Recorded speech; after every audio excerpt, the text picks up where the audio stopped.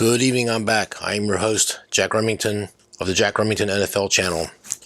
Last week we didn't do too good. We were looking at 0-3. The last two games saved me. The Washington football team covered against the Raiders, and Detroit won. We got slonkered with the Broncos, got slonkered with the Jets, got slonkered with the Bengals. Those games were over, and Detroit was still playing, and they scored on the last play to give us a win. But they were covering. I was worried about a pick six because Goff has been throwing a couple pick sixes late in games, and he did it when he was with the Rams too. That's always a worry. And the backdoor cover was open with the Broncos game too, and they just couldn't score. I want to talk about the one play where Kelsey caught that ball, cradles the ball with two hands, takes 3 steps. The second Bronco player comes and punches the ball out and recovers it, and they said that the time requirement wasn't met. I'd never seen that before. And if I can remember, I'll put the Mike Vrabel, the Tennessee Titans coach. He blasted the NFL Rules Committee and blasted the NFL itself. I'm sure he's going to get fined for that.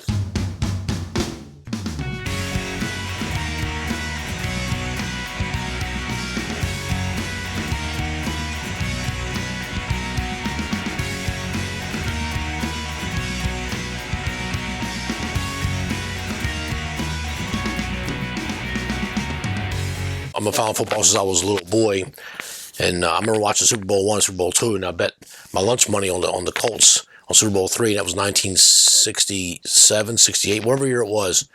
I had to pay Rodney, the big black kid in Baltimore. He was the big bully, the big bookie for the elementary school kids, and I had to pay him my lunch money was 50 cents a day, and I had to give it to him for 2 weeks. I went hungry. I've been following the NFL since I was a boy, and I'm here to tell you, I never heard a time requirement for any kind of play because everything is such bang and their players are so fast.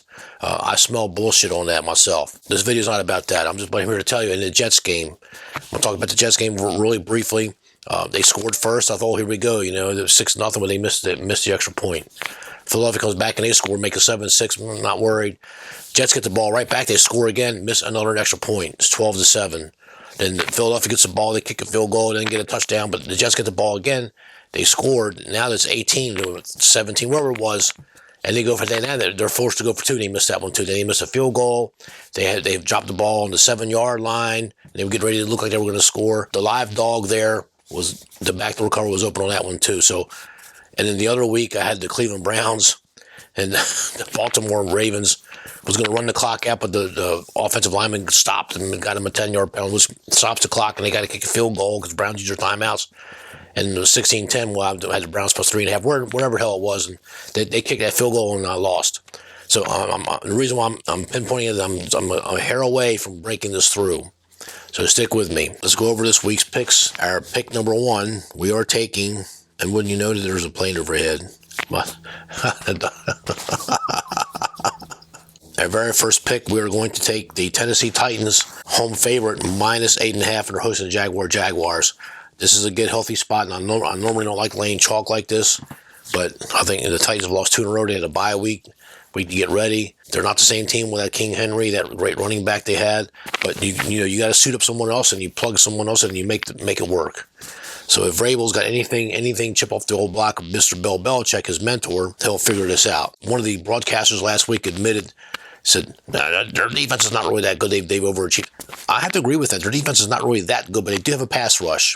The Jaguars' defense is actually played okay. They're in the middle of the pack in the NFL, but they just can't score. So I'm counting on Tennessee's defense playing 5 miles over their head again and not letting the Jaguars sneak up on them because they beat Buffalo a month ago. They beat them 9-6, held Buffalo to 2 field goals. The next pick number 2, we are taking the Washington football team plus 4. They're a home dog against the Dallas Cowboys. The home dogs were terrible last week. They were 2 wins and like 5 or 6 losses. I mean, home underdogs this year are not even batting 400 ball. They're playing like 310, 320 ball. And last year they didn't do so well either. I mean, I can never remember a time in all my NFL followings and trackings and betting and everything, as a fan or as a recreational bettor or a handicap or professional handicap or whatever, the home dogs are just not getting it. If someone was going to bet against every home dog and pick 5 against home dogs and did the contest, they would be in the money. They'd be getting paid. Right now I'm in 67th place. I would not be getting paid. So I'm 17 points out of money, and we're going to fix that. We're taking a Washington team that's won 4 or 5 in a row. They've covered a spread 4 or 5 in a row, and the Cowboys. And I know Washington beat them twice last year.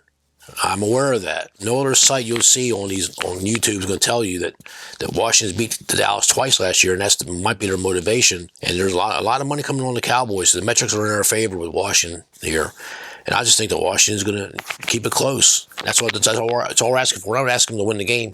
We're getting 4 points. We're going to take it. The generous 4 points. And I think Dak Prescott is not the same. And I said this on the other video. I think Washington's getting stronger and stronger, and they're missing their top 2 defensive players.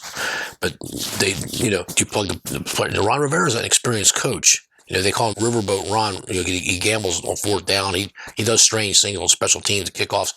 But you know what? He's still an experienced head coach. He knows when not to do that crap. And if they win this game, and then Dallas loses another game like this, they'll be 1 game behind. And they got to play the Cowboys again. I think Washington, if they win this game outright, win the game outright, forget the 4 points, they're the home dog, and they win outright, they could possibly win a division. Dallas will be looking at a wild card spot. But Dak is not the same. They brought him back too soon. I think he's still playing hurt.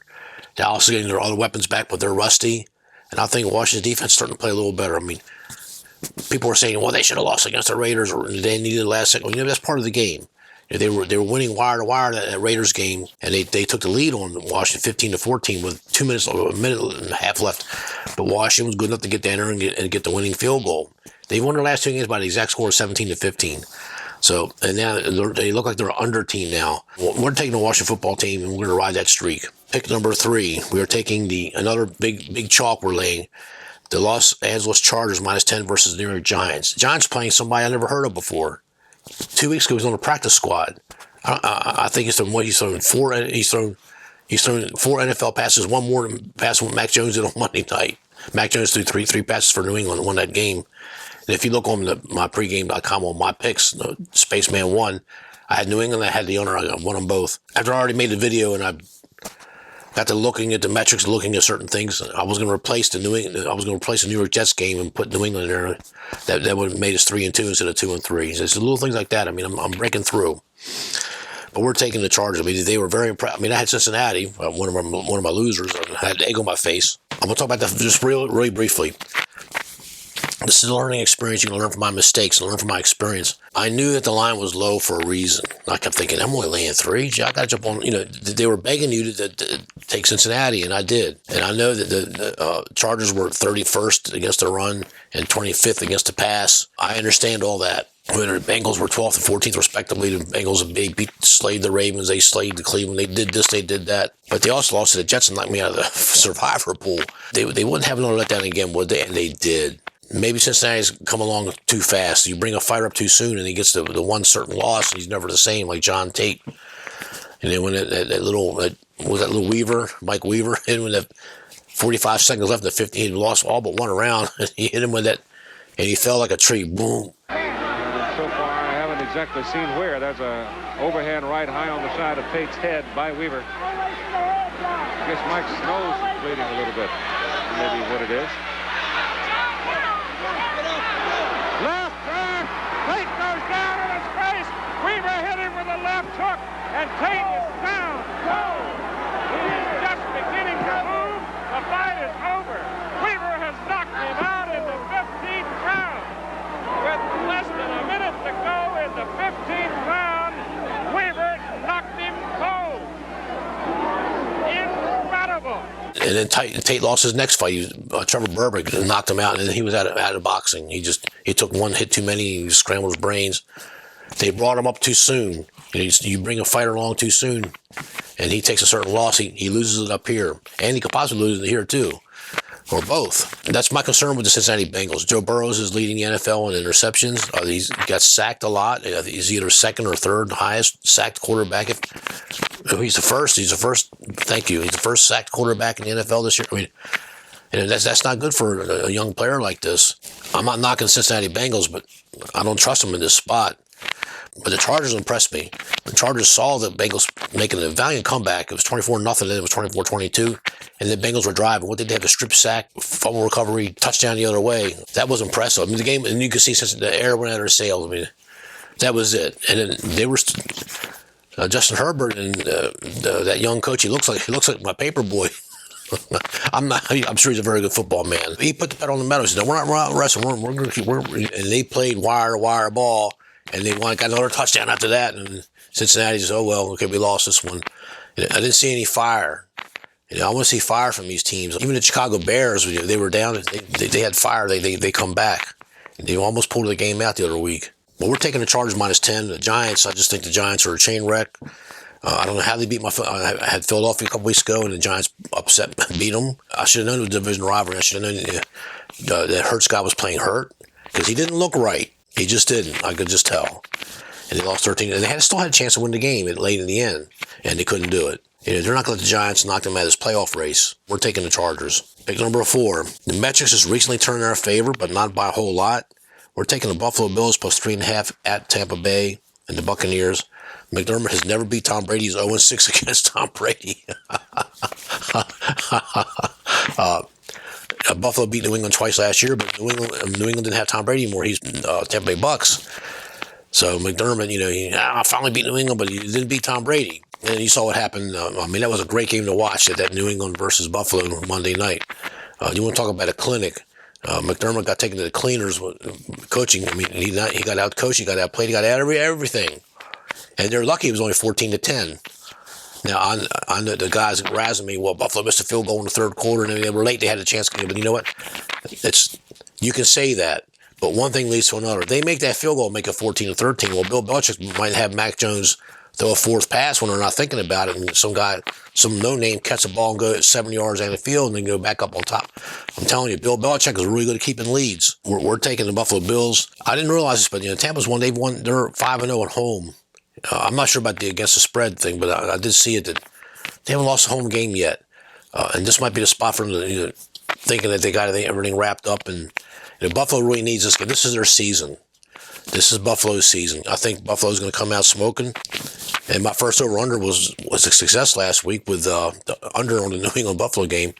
If I had to do the over, you put the Chili Palmer gun to my head, I would take the over in this one. I think points are going to be scoring. I think Tom Brady's going to come out there firing too. He's 44 years old, but he's first in the NFL in touchdown passes. The guy's just drinking that fountain of youth. The guy's great. You know how much I love Tom Brady as a player. But we're going to take the Buffalo Bills here, and this is their season. They lose this game here, they can just kiss the AFC East that was theirs for the take. It was theirs to lose. Losing to Jacksonville didn't help any. And then there was another bad loss. They had the Colts 40-1 to 15, whatever it was. There's no way they should have play that bad. It's like they give up, or there's something wrong. And McDermott might be a real jerk to play for them. It's coming out now. When we go over the whole card, I got another jerk move I heard about.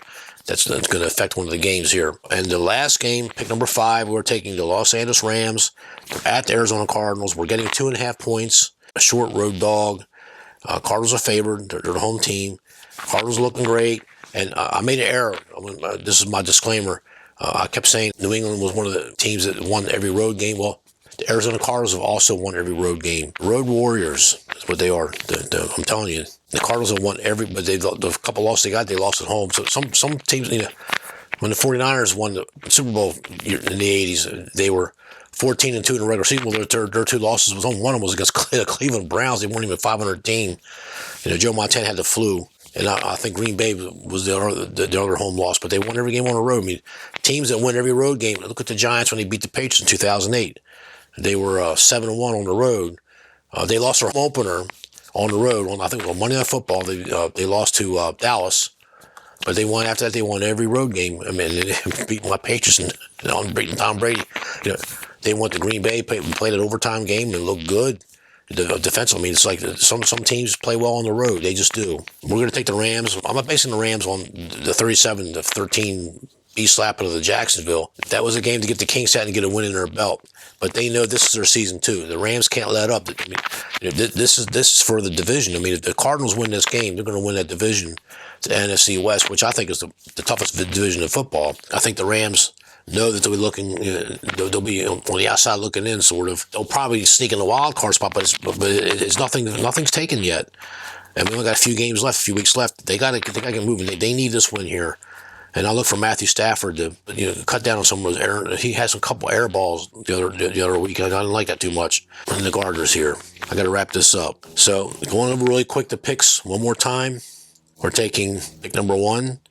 We're taking the Titans minus 8.5 hosting the Jaguars. Pick number 2, Washington football team home underdog. We're taking the 4 points. They're hosting the Dallas Cowboys. Pick number 3, we're taking the Los Angeles Chargers home big favorite chalk, hosting the New York Giants, playing a brand new quarterback I never heard of before. Pick number 4, we're taking the Buffalo Bills plus 3.5. They're at Tampa Bay Buccaneers and Tom Brady. Pick number 5, we're taking Matthew Stafford and the Los Angeles Rams, and they're at the Arizona Cardinals. Let's go the rest of the card.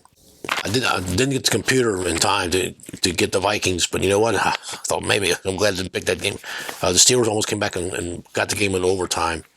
That was pretty scary. The Vikings got some serious problems. I think Mike Zimmer's been doing that 30-year-old model a little too much. I mean, he's got to get his brain off of that and get the brain on the other X's and O's on the chalkboard. Chiefs minus 9 versus the Raiders. If John Gruden was still the coach, I would take the Raiders because they beat him in the same spot a couple years ago. And it was Chiefs' first loss of the season. The Chiefs were 11-0, and Ryan had a 14.5, 15.5 point chalk. And the Raiders come in and they beat their ass. I'm still going to lean on the Raiders getting the 9.5 points, but I'm not sure if this interim coach can rally the troops just right. Notice I didn't go against the Chiefs on my top 5 SUPE picks. The Chiefs beat me 3 weeks in a row. I can't let them beat me 4 weeks in a row. So it's either pass or the dog, and it's only my lean is just the extra game. I may not put anything on pregame.com or not about that. Next game, Saints minus 6 versus the Jets. I was asking too much for the Jets to win 2 games in a row. And right there, I got to thinking about that. I thought, you know what, you should have just took New England like you started to and forget these Jets. But the Saints have lost 5 in a row. Sean Payton is a very good coach, but is he playing for next year? Evaluate some players. I mean, Sean Payton is in a good enough position, secure enough position. He could actually forfeit the rest of these games and just... Mike McCarthy did when Green Bay only won 5 games 11 years ago, and Rodgers got hurt and a couple of key players got hurt, and they were 5-11 in that one-off year. He was playing for next year, and he got good position picks. He got leverage. I'm looking for the same thing here. I mean, so this game is a complete pass because I'm not sure what the Jets are doing. I don't know what the Jets are going to do. And normally, I've been saying they've been playing well at home. The last 2 games they played terrible. They get up a lot of points. So this game is a complete pass. Don't play this game. Here's a scratch game. 49ers minus 1.5 at the Bengals. I told you how I felt about the Bengals. They don't have no fire, but neither do the 49ers. I think Garoppolo has never been the same since he got his leg broken. He's just a step slow. I mean, I've noticed when he was with New England, he was the next Tom Brady. And when they traded him away, and the next year he was leg broken, he's lost a step. That's why you got to see. That's why you got to watch as many games as you can. You got to watch the eye test. And this is the eye test talking here. I thought the 49ers got swept by the Seahawks. That's okay. Teams get swept. That's just the way it is. The Oakland Raiders won the Super Bowl when they beat Minnesota. They had gotten swept by the Seattle Seahawks, but they got them back in the AFC Championship game. I mean, it happens. Pittsburgh Steelers got swept by the Houston Oilers, and they met in the wild card game, and Pittsburgh beat the hell out of them. I just think that the 49ers being favored, it's more of they're down on the Bengals, and maybe they're correct being down on the Bengals, but my lean will be on the Bengals. The metrics are on the Bengals side this time. The 49ers, if they win a little 3 in a row to get back in the race, I think their streak is over. They just got too many injuries. I think the Bengals are a slightly healthier team, and I think my lean will be on the Bengals. We talked about the Titans versus Jaguars, and this is what I forgot to tell you about why I'm taking the Titans. Urban Meyer benched their best running back because he had a fumble in the second quarter or whatever it was, and they were getting ready to score. They fumbled, and the Rams, they recovered. And then in the fourth quarter, the next running back, he fumbled. When he didn't bench him, he just got them in the game, and that's created some locker room division. See, Urban Meyer, apparently he doesn't understand it. These are not college kids where that would work, or it might work. These are grown, rich young men. They got agents, they got sports agents. They're making commercials. They're being catered to for buying homes and putting down roots, and that football life it looks great and glamorous, but all the glitters is not gold. But these young men, I mean, come on, they're young men. Okay, do I need to say much more about this? This is a family channel, and then now you're going to have some college coach, and he got done this big scandal with that lady at the bar after another huge loss, and he had to get up there and apologize to his wife and his kids. I mean. And now he's going to tell you, I'm going to bet your ass because you had a fumble. I don't think Belichick would even do that. And he's a strict disciplinarian. But Urban Meyer has been known to be a strict disciplinarian when he was coaching his teams in Florida and Ohio State. I think Urban Meyer is still a genius coach. I still think he's a great football coach. I'm sure they're going to sit down at the end of the year and they're going to reevaluate this Urban Meyer situation. Jacksonville's a train wreck. Their defense is actually playing not bad. They're in the middle of the pack in the NFL, and I think Tennessee's going to take advantage of that. I think Tennessee's going to run the ball down their throats and keep that Lawrence on the sidelines. Anyway, I was surprised to read that. Now, I haven't heard Urban Meyer's side of it, so I always take these things with a grain of salt. You know how the media is. It's probably true. I would say it's 85%. I think it's true. That Urban Meyer was a jerk to the running backs. And let's face it, your running back's got to be. He can't just be ready here, but he can't be ready here like that. He's got to be ready up here. Urban Meyer's dug himself another hole. This is the NFL. It's called the No Fun League NFL and Not for Long the NFL. Remember that, Urban Meyer. Are you listening, Urban Meyer? Is your wife watching the video and so she could just help save you? She saved your ass when she said, well, we're all sinners and I'll forgive my husband. She's standing by. Well, maybe she'll see my video and tell you, hey, look, Urban, come on, let's relax a little bit. Watch Bill Belichick on the clip I saw today. Bill Belichick all mic'd up. He's joking with the players. He's getting them to relax. It's not all blood and guts and I'm going to kick the shit out of you. He does it when he has to, but when he doesn't have to, he's got the team buying into his plan. He relaxes them. Bill Belichick's got 2 rules: show up on time and do your job. So, Urban Meyer, take a page out of Bill Belichick's book, if your ego will allow you to do that. Just not this week. I got the Titans. Next game, Browns -2 versus the Ravens. We were going to take the Browns, but you know what? Both teams were bad. Both teams were banged up. If you put the 2 teams together, the best player is still Lamar Jackson. He's a running quarterback. I just think the Browns are better on paper. I think they're 6-6. This is their season. And that was all the more reason was to take the Browns, but the Browns are favored. The Ravens should be favored in this game. The Ravens already beat them once, didn't they? 16-10 a couple weeks ago. They're begging you to take the Ravens here. So I smell a rat. So because I can't get a read on this game, I've lost 3 times the Browns this year. I'm done with them, at least for now. My recommendation to you handicappers that are following me, I would pass this game. I wouldn't play this game. Not even over, nothing. Just pass this game. Pass it. Here's an interesting one. Panthers home favorite, -2.5 versus the Falcons. The metrics favor the Falcons, so my lean would be on the Falcons plus 2.5. Next game, Seattle Seahawks -7.5 versus Texans. Texans home dog. Well, okay, Texans was the first team to be officially eliminated from the playoffs last week. So now they're playing for next year, or they're trying to play spoiler. I think the Texans got a decent coach. I don't know much about him, but he's trying. But I think he's one and done. I think they'll get rid of him and they're going to retool. But for the Seahawks, they look pretty good. I told you they looked good against the second half against the Washington football team, the team that we had. And we squeaked by. Seattle mounted a 14-play drive at the end there and almost tied that game up. And Russ Wilson, he looked like the Russ Wilson of old. And I said it on the video. And I'm here to tell you, Russ Wilson he was completing more passes, running the play action on the other side of the field because he's a right-handed quarterback. He was running on the left side. And he didn't do that. He didn't do that a couple weeks ago. Now he's doing it. He's getting his field vision back. And I'm telling you, Russell Wilson's a deadly quarterback. He's dangerous. But 7.5 points over any football team on the road, I think 7.5 points is too much for Seattle to be laying. My lean would be on the Texans to cover that spread. It's too many points. It's to lean. But I would never play this game. It's the dog or pass. Broncos -8.5 versus Lions. My initial knee jerk, get the hard on, would be the Broncos because I know I had the Broncos and they cost me last week, but the backdoor was open. They failed to backdoor it.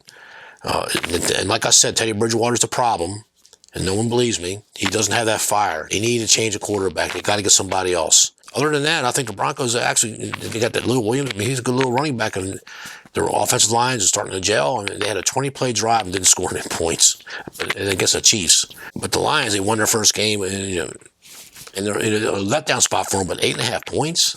So this game is a pass. Pass this game. And then the Packers -12.5 versus the Bears. My lean is, I'm going to tell you really quick, without even looking at any metrics or anything, my lean is on the Bears because Aaron Rodgers told the team, I own you. You know what?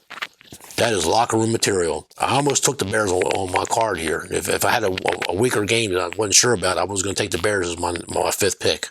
I would lean on the Bears at 12.5 points. Division rivalry and someone telling you I own you. The Bears don't give up easy. They play hard. And that's it. We got the Monday night game already. There was probably a couple other things I need to talk about, but the Cardinals here and won't be able to hear on the audio. The fog is getting clear. I'm still working hard. Let's get the bad luck out now and we'll start putting the metal to the pedal, and we're going to gain it. We'll go 4-1-5, and we're going to start kicking some ass here. So say hi to Ken Norton and Muhammad Ali, the Beatles, hardest working band in the history of music, and you know how much I love America. It's always a great day to be an American. Thank you, players. Stay within your means. Entertainment only. See me on pregame.com. Thank you. Enjoy the games, and see you next week.